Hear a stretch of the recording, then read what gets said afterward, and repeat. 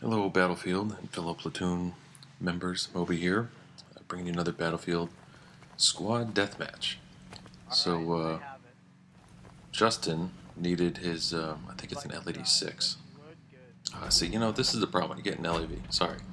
When you get an LAV or a vehicle and you're in the wrong seat, you have to scroll up.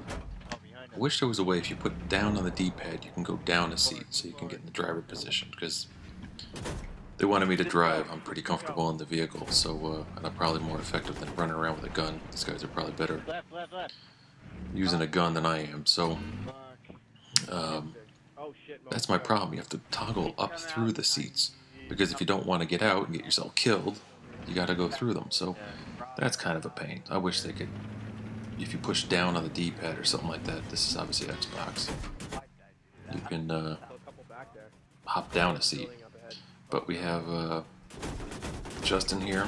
He's looking for his 5 squad deathmatch wins. I think we've got him, during this game, we've got him 4. I think we played I don't remember if it was Metro before this. We played one, we won him his fourth one, and we won him this one as his 5th.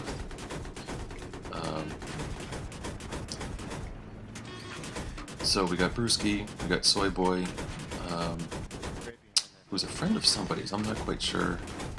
I have him on my friends list. I'm not quite sure where we bumped into him at, but anyway.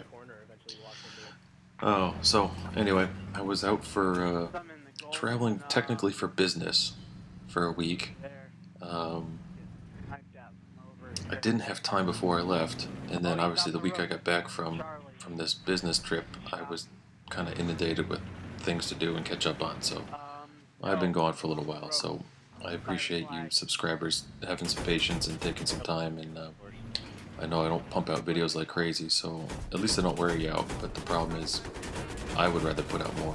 I'll try to get another one ready today, and I'll see if I can commentate over it today or tonight or tomorrow, and then post it hopefully shortly after. So posting's easier. Like I said, I switched my internet service provider, so I get, I think it's a 10 megabyte per second upload, whereas before I was getting 1.5 at best on a good day. So anyway, I don't know if I was fixing there teabagging the guy, because I don't know if the game before me he was teabagging. So I think that was intentional, but I don't remember why. This is from April 25th, I think.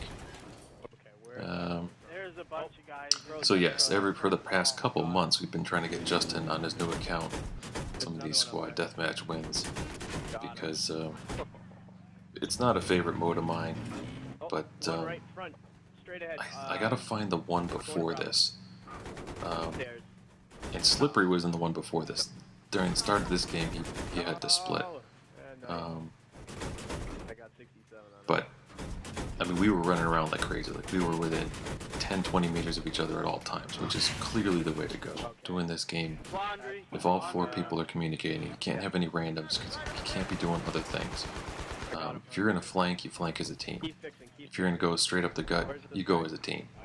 That's the way to do it, because when you look at the end of the round, you'll see, I mean, one of the other teams has way more than 50 kills, because obviously squad deathmatch goes to 50, but they have way more than 50, which means everybody else is picking up like crazy.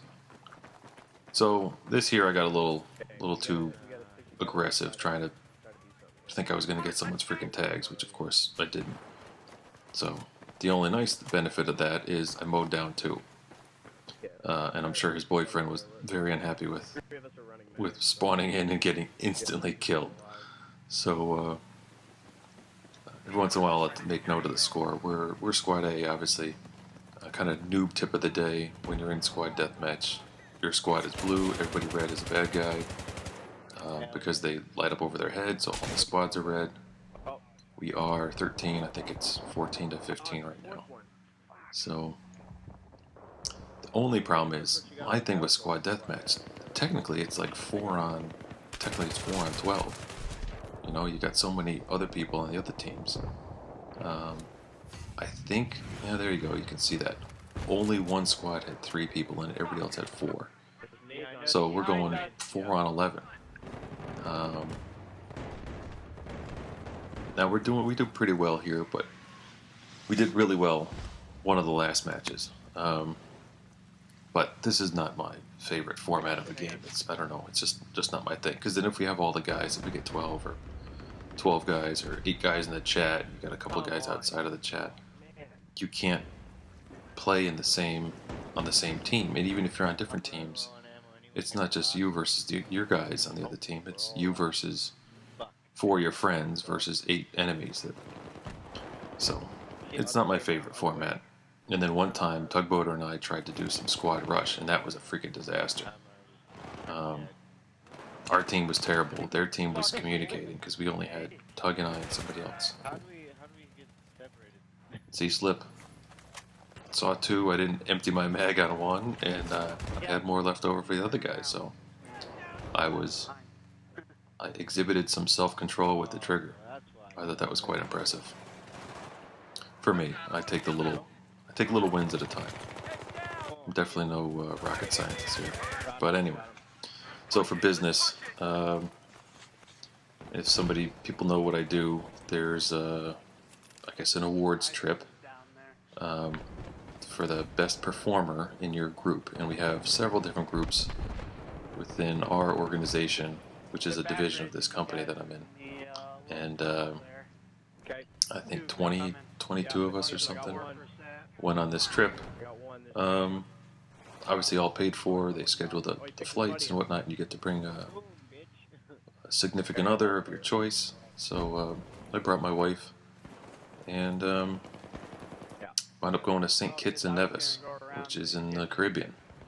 If anybody knows where that is, it's not as far as Barbados, not as far southeast as Barbados, but you know, it's near, I think, Antigua, and obviously it's way past Jamaica, Dominican Republic, and all that kind of stuff. So it's pretty far out there. But it's pretty cool. So anyway, while we were there, on Monday night, I think it was 3 in the morning,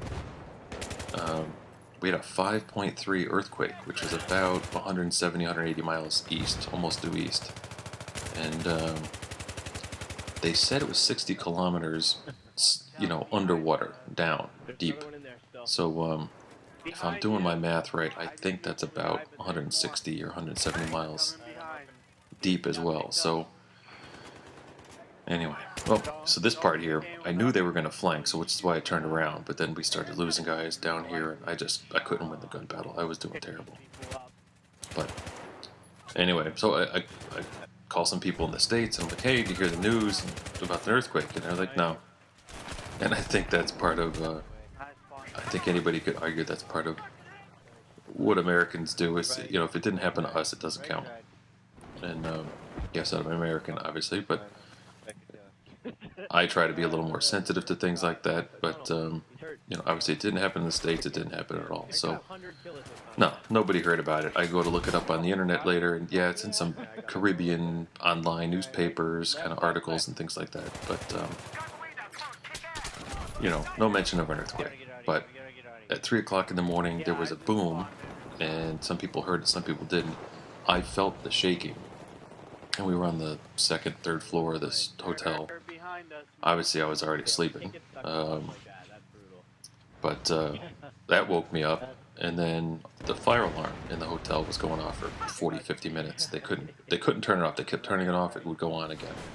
I'm not quite sure if it was just an alarm or precaution or whatnot. And then we were sort of deducing it could have been an earthquake, and hoping that there was no tsunami, because we were pretty close to the beach. Now, obviously, it was a big hotel, but it wasn't little cabins or huts or whatever right on the beach.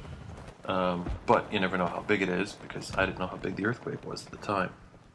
So it's quite interesting. Anyway, we had a good time. The food was great. The company treated us well. They gave us, you know, get to the hotel, and there's a woman there that arranged everything, and she was terrific. I mean, everything was done.